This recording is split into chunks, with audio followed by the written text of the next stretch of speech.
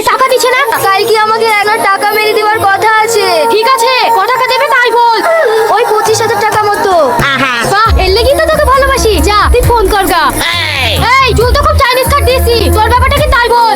মাসি, একটা ছেলেকে 4 দিন ধরে ফোন করছি, টাকা দেবো দেবো করে দিচ্ছে না। এনে আমি তোদেরকে যে ছকে টাকা চাইতে বলেছি সেই ছকে টাকা চাইতে পারিসনি। ঠিক আছে মাসি, চুলটা ছেড়ে দাও, আজ থেকে আমি ওই চোখে টাকা যাবো।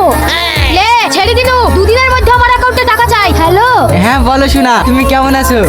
হ্যাঁ আমি ভালো আছি, তুমি ভালো আছো তো? কি ব্যাপার, তোমার মনটা খারাপ লাগছে? তোমার কিছু হয়নি তো? কি হলো, কথা বলো। আমি তোমার সাথে কথা বলতে পারছি না, মার সাথে কথা বলো। হ্যাঁ বাপ বলো। চাচি তুই না কাজ কেনে? কাঁদবে না তো কি করবে মধু, ওর বুড়া কপাল, বাপের মাঝে শিরার প্রবলেম, অপারেশন করতে 40,000 টাকা লাগবে। কাছে একটা টাকাও নাই, কে যে দেবে এতগুলো টাকা? ও মা তুমি আর কাঁদো না, ওটা আমাকে দাও। ওগো, আমি তো তোমার কাছ থেকে কোনোদিন কিছু চাইনি, এই 40,000 টাকাটা দিয়ে আমার আব্বাকে বাঁচাও না। ঠিক আছে তুমি কাঁদো না, তোমার ফোন পে নাম্বারটা দাও, আমি এক্ষুনি টাকা পাঠিয়ে দিছি। ঠিক আছে